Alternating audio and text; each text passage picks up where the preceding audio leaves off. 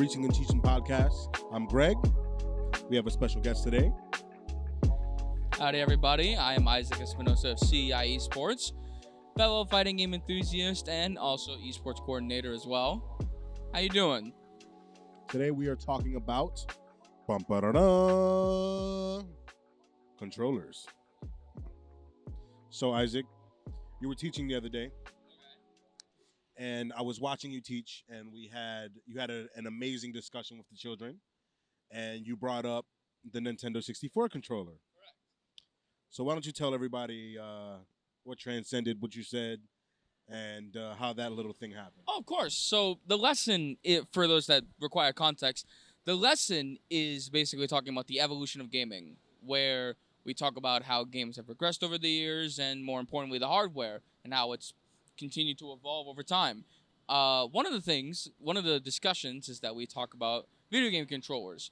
We started with the Atari 2600 and how it's very simple, has one button, one joystick, and then we moved right on to the N64 controller, and I proceeded to slander the N64 controller with no hesitation, because I personally believe that the N64 controller is the worst controller that Nintendo has made.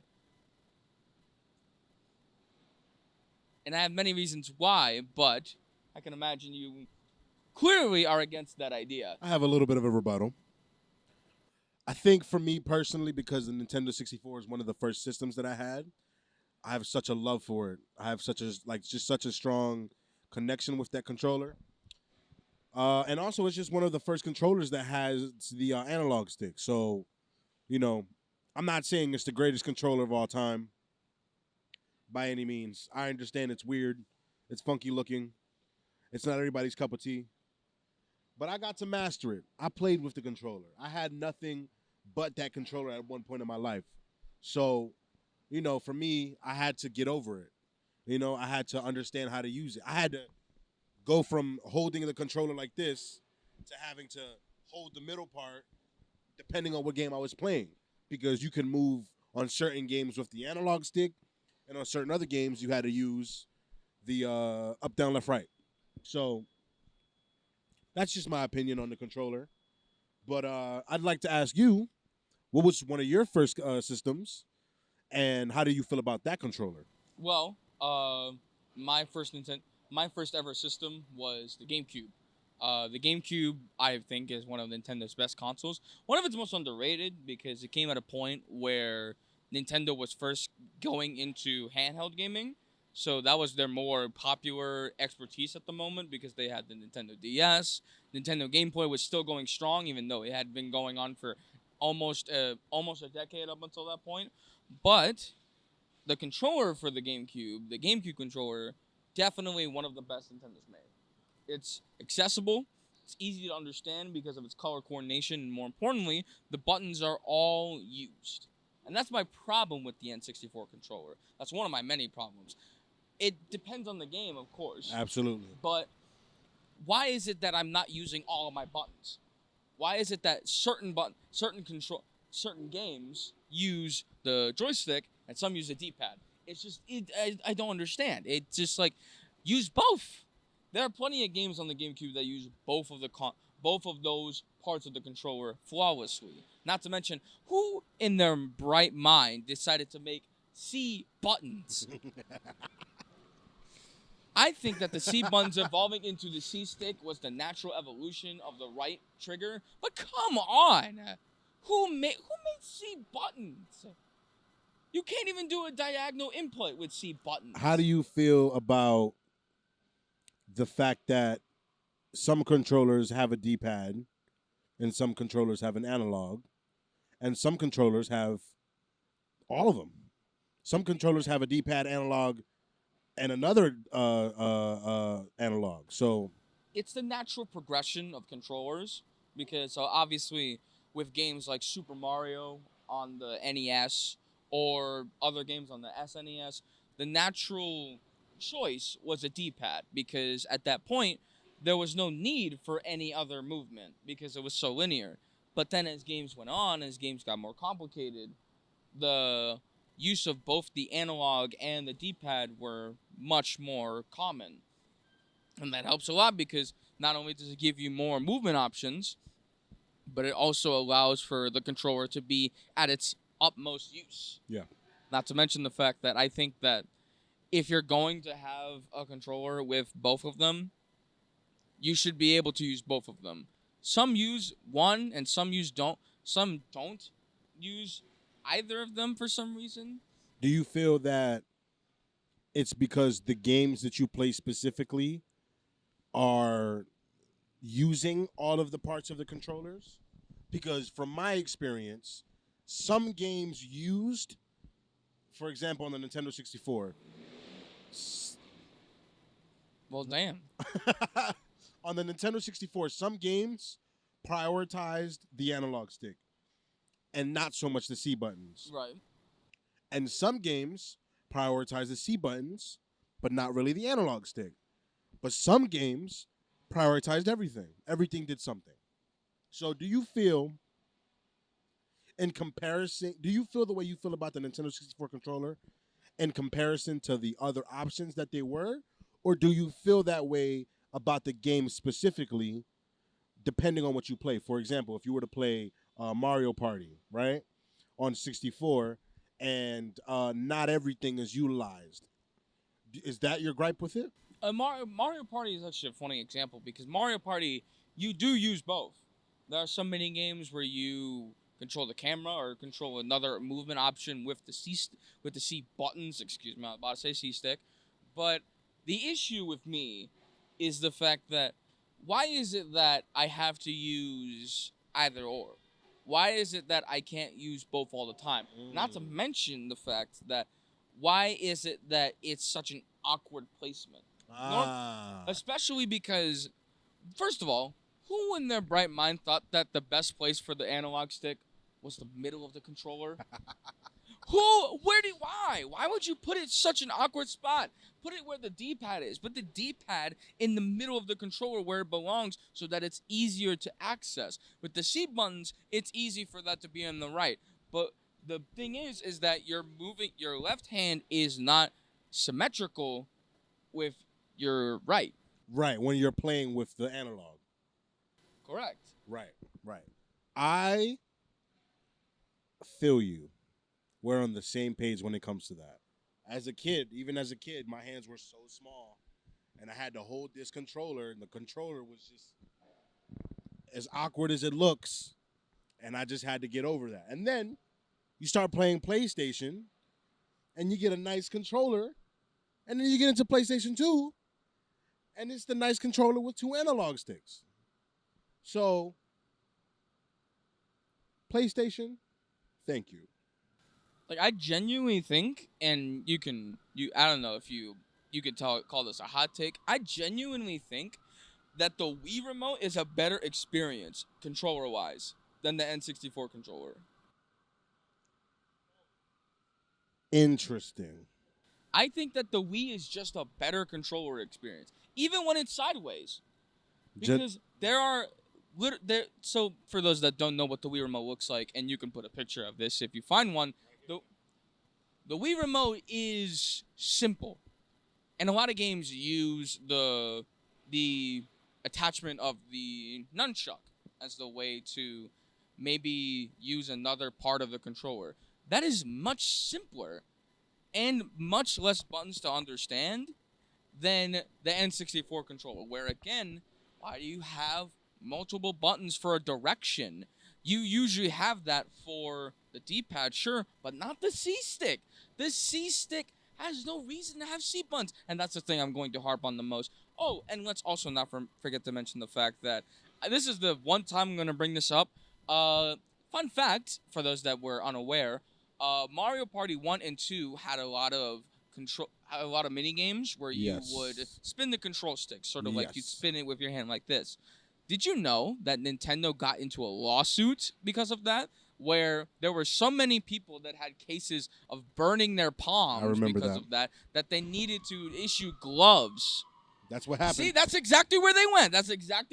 Straight to the hospital. Because they burned their hands. I did not know spinning the games. And note, no other controller for Nintendo has had that problem. except the N64 controller. Joel behind the camera when Isaac said that the Wii remote is a better experience than the Nintendo It 64 is. It's a remote. better He said that was experience. a hot take, and he said that was bold. And you know what? I'm on the fence about it, to be completely honest. When it comes to the Nintendo Wii remote, I don't know what it is about the Nintendo Wii. Yes, it was evolutionary, if you look at it or whatever, whatever. Oh man, I hated the Nintendo Wii. I hated everything about the Most Nintendo people Wii. did. I did not have fun with the Nintendo Wii. It's like you go to somebody's house and they have a really big TV with that remote that you have to point at, and you can't really get to really good get a good pointing at. That's the struggle that I had with the Nintendo Wii all my life. Listen, man. Just because motion I control every time I'm sucks. sorry, every time I go to my Oh fiance's God. house, her mom's house, and we gotta watch TV and put the Mets game on, we gotta use this weird controller, and it feels like we're playing Nintendo Wii because you gotta find it and you can't find it, and I'm like, what am I playing, Nintendo Wii here? What am I about to get into some Wii Sports? Listen, whether or not they were good motion controls, I will always not defend this. Motion controls sucked, but a lot of the games on the Wii did not have to use motion controls. What's your favorite game on the Nintendo Wii? Super Paper Mario? Free. I really enjoyed Paper Mario on 64. I had that game Same. as a kid. I had to use the analog stick in the middle for that one, but zoom into that eye roll, please. Whoever's editing that, zoom into that eye roll, please, and thank you. Woo! That was a nice one. But I'll tell you, my experience with Paper Mario on 64, oh man, it brings me back. Mario just floating down. Listen, Paper Mario N64 is a good game. No, absolutely. And this is not to say, mind you, that the N64 is a bad console. I will never say that at all. N64 is easily one of the best Nintendo consoles that have come out not even in recent times, just in general. Like Paper Mario 64, Mario 64, Yes. Legend of Zelda: Ocarina of Time, and Oh Mask, my goodness. Banjo Kazooie, Conker's Bad Fur Day. Conker's Bad Conquer, Fur Day. oh, whoa. I'm going to stop you right there. We can't talk about Conker's Bad for Day. But If you know, you know. if you know, you know. And I'm glad you brought that up because that's one of my favorite games of all time. But, we're not gonna go there. But let me ask you. A man of games, Mm-hmm. very respected from me Of course. because you have all the knowledge when it comes to the game. I asked you what your favorite game was, and off the top of your head, there it is. I love that. What is your favorite controller of all time? It's a tough question. When it comes to like your favorite controller, you always think about the one that is always easy to go back to, no matter how long it's been, no matter how hard it is to really like go back to those games. The controller is never really the reason for that. It'd have to be like it's a tie between the GameCube controller and Nintendo Switch Pro controller. GameCube, it's iconic. Yep. It's classic. Still used today. Oh, of course. If you're someone that plays Super Smash Bros. Ultimate or even Mario Kart 8 Deluxe on the Switch, you're always going to be using the GameCube controller. Yep. Or even if you aren't using it yourself, you're always finding people that are using that controller because it's just so easy to use, so easy to understand. Mm-hmm. Like especially the color coordinated buttons. That was a really nice move on Nintendo since at the time having the buttons color coordinated like that was something that they took from the N64 controller and made it even better. But also, let's not forget the fact that the Pro controller for the Switch, while not color coordinated, is still really good. It's comfortable, it's nice, it's durable. That's the one thing. That's the one thing you always got to give Nintendo and their controllers. They make durable controllers. Yes. Yes. Those controllers are absolutely going to survive like five wall slams. I have to say one of my favorite controllers of all time. It might have to be between PlayStation 2 and GameCube and Xbox 360. Really? Yes. I really enjoyed the Xbox 360 controller. I played a lot of Skate on Xbox 360, so I had to use the analog stick for literally everything. So I love the 360 controller. I still have them. I still use them. Um, you can't go wrong with a 360 controller, in my opinion. So shout out to the Xbox 360. You changed my life. I love you forever. I'm always thinking about you. And shout out to EA Skate because I can't wait for that game to come out too. But so, what is your opinion on the next gen controllers? How do you feel about the new generation of PlayStation and Xbox controllers? I think that they're keeping the simplicity, which is good. Um, the important thing is that a lot of controllers nowadays, especially for Xbox, are simple.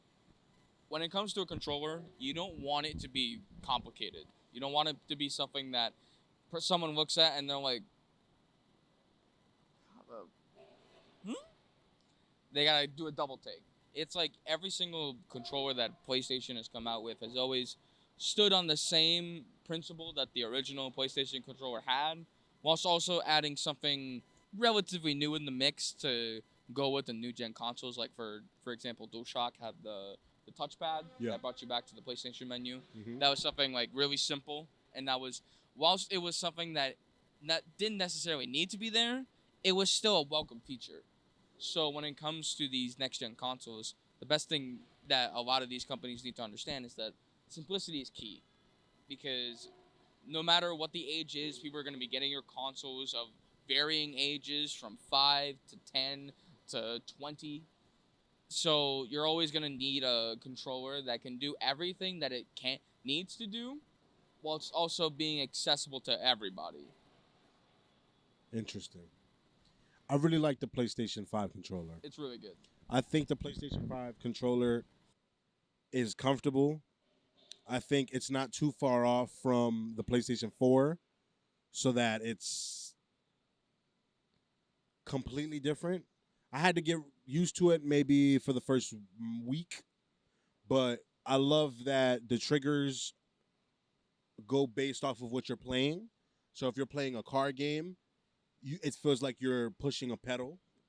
If you're playing a shooting game, it feels like you're shooting and you're getting the resistance of actually shooting. Uh, I appreciate the PlayStation 5 controller.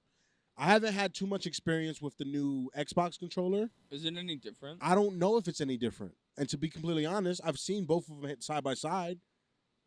I don't see any difference. So much like the Xbox consoles, just not much different. I don't know. I don't want to say that the Xbox consoles are not worth it. That goes on opinion. But we are a household of PlayStations. So I'll leave it at that. So here's my question to you. What's up? I see a lot of pro gamers with different controllers they bring to tournaments. It all is based off of personal uh, choice, whatever you decide that you want to play with.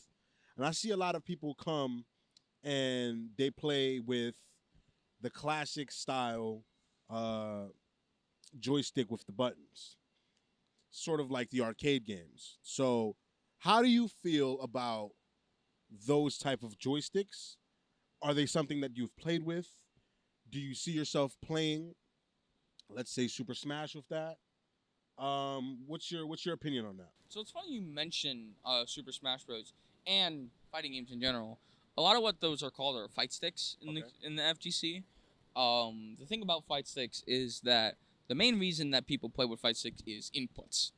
Obviously, you know your pretzel inputs, like the quarter circle forwards, and your obviously your Z inputs for dragon uppercuts or DPs. Uh, a lot of those are sort of not inconsistent, but some of those can be a little difficult on pad, which is like regular controllers. So a lot of people opt to use fight sticks because not only is it a much more comfortable feeling, but it's also a much easier and much more optimal and consistent way to input those particular inputs for a lot of people. However, there's also a certain couple people that are crazy and use only buttons on their fight sticks. So they're no joystick. Actually, That's the way that a lot of people use the Smashbox, which is a fight stick or button only controller for Smash. It's sort of like a fight stick, but it's obviously all buttons, and a lot of people use it to a lot of success because, especially for characters like Kazuya, in Smash Bros, Kazuya has an input called Electric Wind God Fist, taken straight from Tekken. It's a really powerful move, but it's of one frame input, which means that you only have like a little under a second to be able to input it perfectly. So having a fight stick means that not only can you consistently get that input faster, but you can also get it a consistent amount of times, which makes it a lot easier for people to get into that. However, this is the main reason why I don't use a fight stick or a smash box. It is really hard to get into. Trust me, when you're someone that requires the muscle memory of an actual controller, getting into a fight stick is really difficult. That's why a lot of people still use pad and controller to this day, even though a lot of people use fight stick for fighting games because it's just a comfortable feeling. And if you don't know how to use a fight stick and you're trying to go from a controller to a fight stick,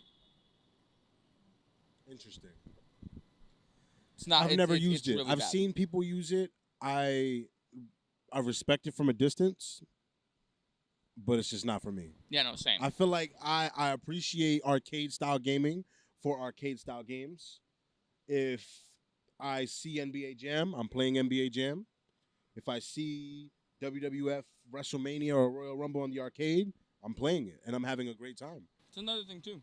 Some people want to harken back to that feeling of playing on a classic arcade fighting machine. I think that's where I come in.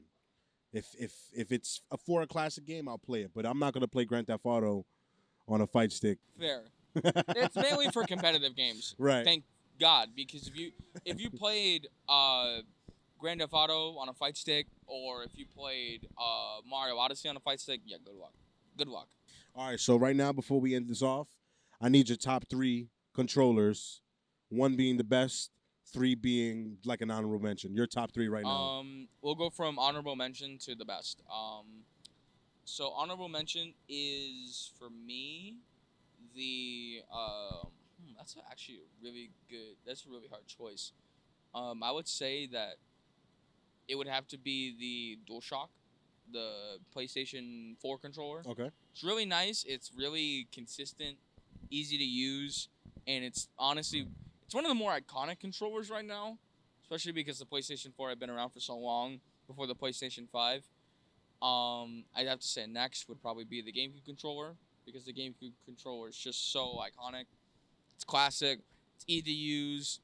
I've already sung its praises multiple times in this podcast, and I'd say the last would have to be the Nintendo Switch Pro controller. Okay. It's such a good controller for the Switch, and it's infinitely better than Joy-Cons, without a shadow of a doubt. Before we end things off, though, I do have a question for you. Please. In your opinion, top three worst controllers. Oh. What are the controllers that if you had to go back Woo! to, if you had to use, you dread using? I'm already not expecting the N64 controller to be on there, so by all means. Looking back at it now, I'm gonna go with an honorable mention of the original Xbox controller. Very bulky. I didn't have that wireless, so it was very weird to have a wired controller that was that bulky, especially as a kid.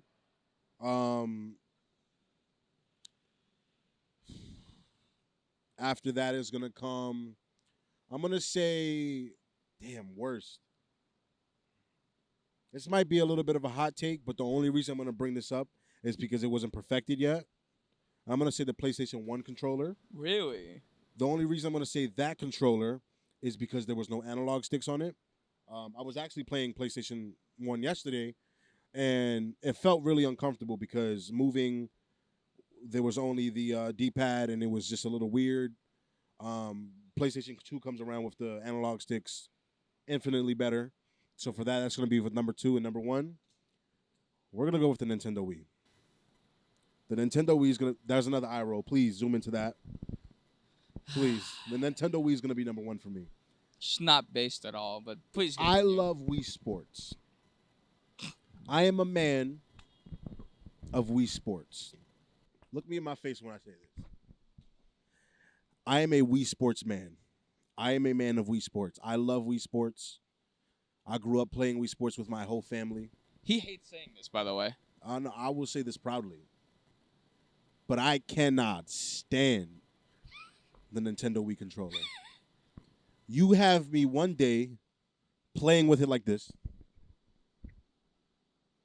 And then there's another game where I have to play with it like this.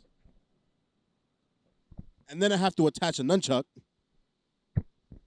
and play with it like this. So for that, Nintendo Wii, I'm sorry. This man ain't never had a peripheral on a controller before. I can't stand. Have you played Game Boy? Do you know how many peripherals there were for the Game Boy? I have played Game Boy. I played Game Boy. I played PSP. I played Nintendo Switch. I did not play Wii U, so I have no experience there. I can't say anything about that. But I can tell you. Come back to me when you got the double decker for the Nintendo Game Boy when they made it a Gundam. But thankfully, that's gonna wrap things up for today's Reachin and Teachin podcast. Thank y'all so much for watching. I have been Isaac Espinosa. This has been. I can't stand the Nintendo. I can't stand the Nintendo Wii controller. My disdain for it runs very deep. This is the Reachin and Teachin podcast. You have Greg here. Tune in for the next episode where we debate the Wii. Oh. It's just going to be me sitting here telling you how much I hate the Nintendo Wii. Mario Odyssey, Mario, whatever. Mario Odyssey was on the Switch, Jim. No. So what was the Mario? It's New Super Mario Bros. Wii. There was one with a hat. That was Mario Odyssey, and that was on the Switch. You telling me Mario Odyssey was not on Nintendo Wii? No, Can we yeah, fact Jim. check that? He called me a Jim. Can we fact check that before we end this off?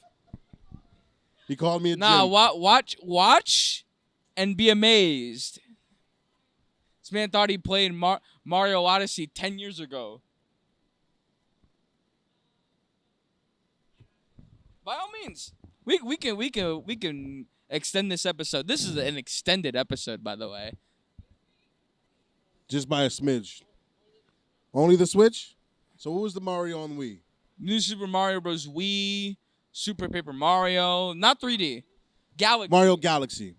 My Oh, apologies. you're not about to tell me Mario Galaxy was trash. I'm not going to say Mario Odyssey was Mario To be Galaxy continued. was trash. I'm not going to say that. But I am not playing a Mario game with the Wii controller. So that's why I can't really say much about Mario Galaxy. But what I can say is that if you thought I was going to play that game with that controller, I'm sorry, sir. We can end off right here, but I need you to know. This man does not like the Nintendo Wii controller. Get a load of this guy. Thank you.